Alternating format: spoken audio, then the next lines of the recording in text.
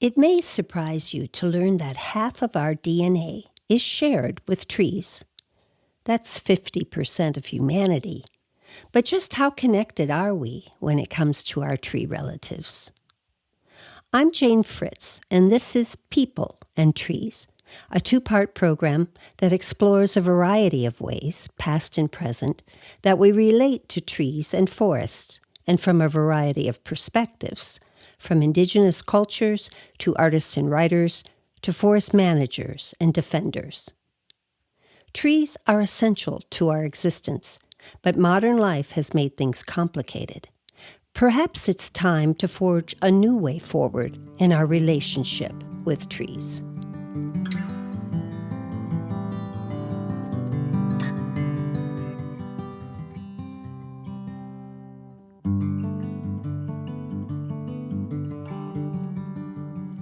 Cedars are the most sacred tree to the Northwest coastal and interior Salish peoples, and they also have great powers. Let's begin our story with this prayer from a 1990 recording with the late Lawrence Oripa of the Coeur d'Alene tribe. The Skitsu-Umsh. When a woman was going to make a basket from a cedar tree, she would stand in front of that tree and pray to it. You are a mighty tree. You have been shelter to us in the winter. You give us heat in the winter. You give us shade in the summer. You help us at all times.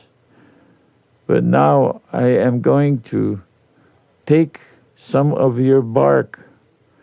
I will need this bark to make a basket to carry my huckleberries. I ask your forgiveness. I will take only what I need, and I thank you. There's a lightning strike. See the spiral line coming down that tree? That's lightning. Hit that tree long ago and spiraled around, made that scar. Those marks down there, and that little cedar, and this other cedar, you see how the bark's scraped? That's from a buck rubbing the velvet off his antlers. Bill Martin sought the refuge of trees after serving in the Vietnam War. He moved to the Cabinet Mountains of northwestern Montana from Berkeley, California. He was burned out on living in the city and fighting its steady encroachment into the natural world. I first spoke to him in 1998, and then again 23 years later. I was really disconnected, shall we say, from my society when I got out of there. I really didn't quite fit into what we're doing on this planet and the way we're going about doing it. And it's been really healing for me to find some place I can plug in to the planet, so to speak. You know, I've moved here to be in a more natural, healthy, sane surrounding. I like trees. I feel a certain affinity for trees. I just love being out, walking about, and being part of it. I've been in it enough, working in it, learning about it. I've sort of integrated into it. I just feel like a squirrel or some kind of deer, or I'm a creature of these woods. This is where I live. It's my native habitat. It's a connection to being part of this planet. I don't feel cut off by concrete and noise and electronics. Forests in this part of Montana supply dimensional lumber to the rest of the country for building homes. During those first 20 years of living in Montana, Martin worked as an independent contractor for the U.S. Forest Service, planting new trees. His crew returned millions of conifer seedlings to the ground that had been clear-cut and couldn't regenerate on its own. Clear-cutting completely levels the forest and can destroy fragile soils, including the underground fungal network that helps make a forest into a community of trees. Today, Bill Martin's forest management centers around his own home, a cedar and hemlock forest that also grows Douglas firs, spruce, larch, and birch trees. He practices selective logging, cutting down certain trees while letting others grow. It's pretty magical when you look at these living things here, this huge, this tall, and of course they get much taller. They're transforming sunlight into life, making life possible for all the other life forms, including us.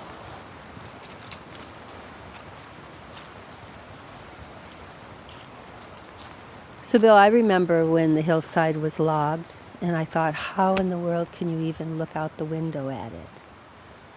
But like you say, the trees are back. Yeah. The small-scale things don't bother me at all. So you look at a longer perspective when it comes to forests being cut down? They're dying all over the planet. You know, I don't remember the figures, but we're logging at some incredible rate. Plus, with climate change, things are trying to move, but there's no connectivity and no time for seeds to move north. You know, there's more diseases. So in this 23 years since I last spoke with you, so are we in better shape or worse shape regarding forests? It used to be, what volume of timber can we get out of here? And now the management, at least around here on this district anyway, is more, what's it going to look like when we're done? How do we leave it? And that's good. So restoration is possible, regeneration is possible? The whole thing's not going to die, but it's degraded. But, you know, from a human perspective, I'm not a very optimistic person. The Titanic is steaming full speed ahead for the iceberg. We're looking at these tall trees around us. How tall would they be now? I planted those. Okay. So they're about what? 40 feet tall? You know, I've planted trees that have been logged up along here. Not a whole lot. They used to figure it takes about 8-inch was a saw log. Now they cut smaller stuff, but it would take 80 to 100 years to grow an 8-inch saw log on average. But then some of them, you know, grow a lot faster depending on the site. It's an ecosystem that you have no interest in leaving. No, not at all. Since I'm rooted here, this is where I can move from. It's my connection. Nothing much has changed in my attitude, really.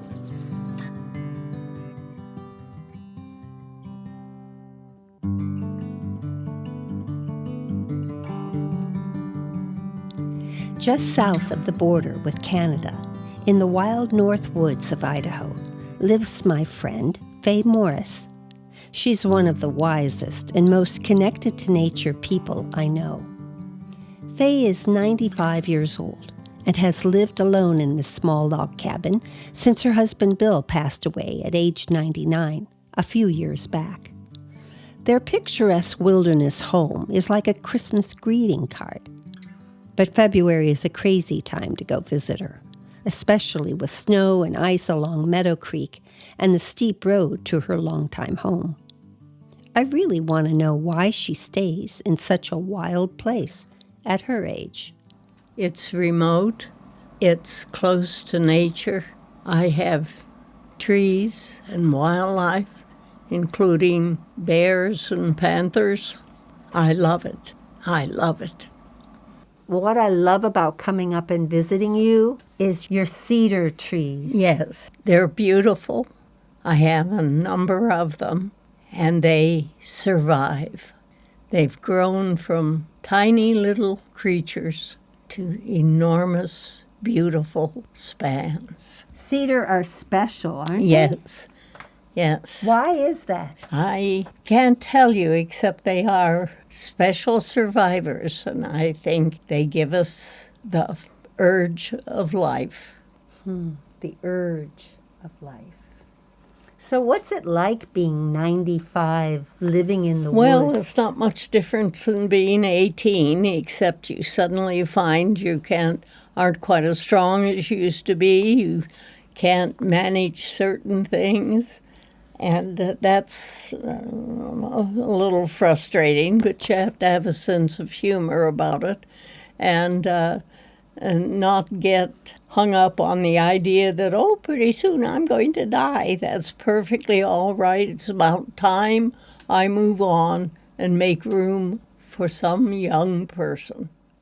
There's no internet or cell coverage here, but Faye Morris has a landline and listens to public radio from Spokane to stay connected to the outside world, as well as regular visits from her few neighbors. So in winter, she spends much of her time reading. She also writes poetry. I ask what inspires her to take pen to paper. They come to me. I'll be outside and I'll look up at the trees and I think a thought about them. And I know I have to rush in and write it down or I'll forget it. And I do that. And once I do, the rest just comes and I don't go back and make changes. Very few. Occasionally I'll change a word or a slight variation on it, but never very much. It's just come out. When did you start writing poetry? After I moved here, and actually after I lost Bill. And he used to write some, and I think he's whispered it some into my ear. Let me read you a poem. It was the year we had a number of forest fires nearby, and my trees survived, and I went out one morning and looked up at my cedars and the trees that I love that are right here and close to my cabin. And I just said, oh, you dear friends, you have survived because the fires had died down and fire season was closed. There they stood, tall and beautiful. It's called Lost. My sweet, sweet friends, a whorl, a bow, and a whorl again. Softly, they breathe out as I breathe in. They whisper gently to me of the everlasting, standing forever as guardians of Earth's skin. They feed the fiery dragon of renewal, and needle or leaf feed the earth with life.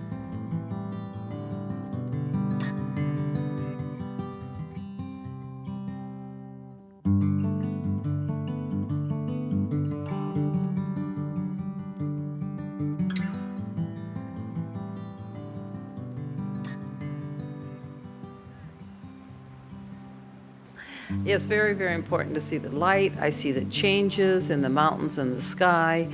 It's wonderful to watch the changes in the larch trees as they go through their stages. I can't tell you how many times I have painted this scene as a whole scene and some just of larch trees. I can't help it. I have to just keep painting them. So. Terrell Jones is a Montana artist whose bright and airy studio looks out towards the Cabinet Mountains, a view her forester husband, Ken Stevens, keeps open and framed by tall trees. Jones spent her career as an art and Spanish teacher, having also lived in Peru. Working mostly in oils and some mixed media, her subjects are primarily trees, including larch, a conifer that turns golden in the fall, then drops its needles in time for winter sleep. I chose trees, and the reason I chose trees is because I grew up on the coast of Washington where there were cedar forests. We lived in the forest, played in trees, climbed trees, built tree houses. Trees were very, very important to me in my own personal landscape, and my father was a logger. So we'd walk through the cedar woods and smell the cedar and go on logging roads on Sundays to see my father's job. You know, it all had to do with forestry. And so it was in that process of exploring what am I going to paint, what am I going to express, was my personal relationship to trees. Her creative journey expanded with world travels. Then a sabbatical to attend graduate school took her art into imagery that reflected an intimacy with trees, close-ups of structures uncannily similar to our own bodies. And I always notice trees. I've traveled a lot. I have taken so many different pictures of trees that really speak to me. There was a tree in Lisbon, Portugal, that was absolutely huge. The branches covered a whole plaza. When we were in Africa on a safari, we came across this very, very old tree. And it was dying, but it was still standing. And I noticed how many colors were in it. So I took a picture of that and then came home and did my own rendition of that. But I also went to the Department of Forestry and was looking for images to use during the winter when I couldn't go out, and came across the phloem sections, cross sections, the sections of the tree that give nutrients and life to the tree. And they were patterns, and they were organic patterns, and to me they looked like fabric. And then I started incorporating these patterns into some of my compositions. Their colors, their patterns, their textures, so I limited my exploration and paintings to close-ups. So maybe a section or a trunk, but not the whole tree. And I made them large. They needed to be large to bring the viewer into the same sense of contact with trees. There are myths, traditional stories of females and women and mother and their connection to the earth. So when I see sometimes a bent tree, to me the gesture is very feminine. So I use some of the mixed media and patterns from that as part of the painting. Sometimes it looks like she's got a gown on, and maybe their roots have defined the shape of that gown. From there, I went to using other materials. My husband very kindly got some rounds off the butts of cedar trees, cut them thinly for me, and then I used those for composition. So in other words, I'm using real materials, wood materials on the surfaces. I had to change from using a canvas for those instances to wood panels. Some of Terrell Jones's artwork is experiential in nature. She once used their forest as the exhibition space for her paintings of trees. She would like to do that again, but next time with a giant redwood tree as the subject. I hung the paintings of my trees on trees. We had the whole reception, and it was 2 or 3 hours long, and had about 60 people, and they walked through the woods. Oh, I bet it was stunning. It was really, really fun. I would like to do it again. Taking them out of the ordinary and bringing them up front and center. And that's another ambition of mine. We visited the redwoods in Oregon and Northern California. The base of some of those trees is 25 feet. And I have thought about trying to reproduce just the base of a tree, put the canvases up outside, string them up out here, and paint one that's life-size to scale. How did you and your relationship with trees change after you started painting them? The idea that I have arrived at a point where I have been able to live amongst the trees and actually paint them is just very satisfying. It makes me happy. I learned that a long time ago, those who harvested the forest, they honored the trees by apologizing to the trees before they cut them down. So that brings a bit of spirituality between the trees, the natural world, and the humans. That verticalness of a tree, it's protective and strong. And the environment has so much to do with, for me, and I know for other people, the sense of calm and grounding. If you're stressed out, or if I'm stressed out, or I can't seem to focus, or I've got something hard in my heart to have to deal with, taking a walk outdoors and in the woods is always, always helpful. It's just very comforting to be amongst trees. I do have to say that. My statement was there's always a search and struggle between human beings and their environment, almost as if who's going to win. But what we really are looking for is a working relationship between humans and their environment.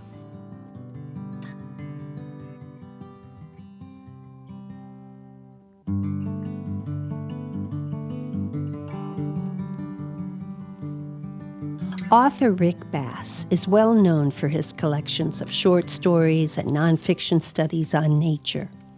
Bass also writes environmental essays, like the one called The Larch in the new book Old Growth, published in 2021 by Orion Magazine. The following interview was part of a program I produced about trees in 1999 for Soundprint.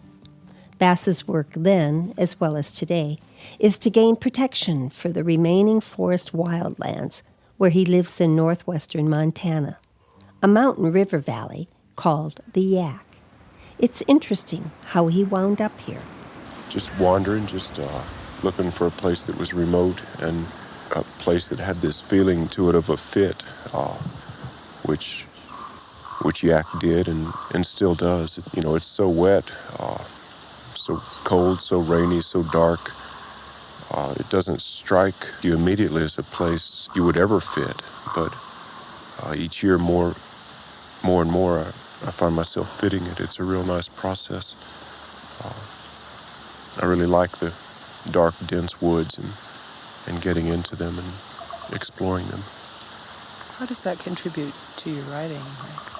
Any landscape influences any artist or any person, I think, and certainly the landscape here is so strong and powerful and dominant that one instance would be of how maybe I'm trying to work more with subtlety in my stories, whereas earlier I didn't. I'm more aware of small things, I think, as a result of, well, in this country you have to move slower just because of its density, and as a result you may notice smaller things by moving more slowly.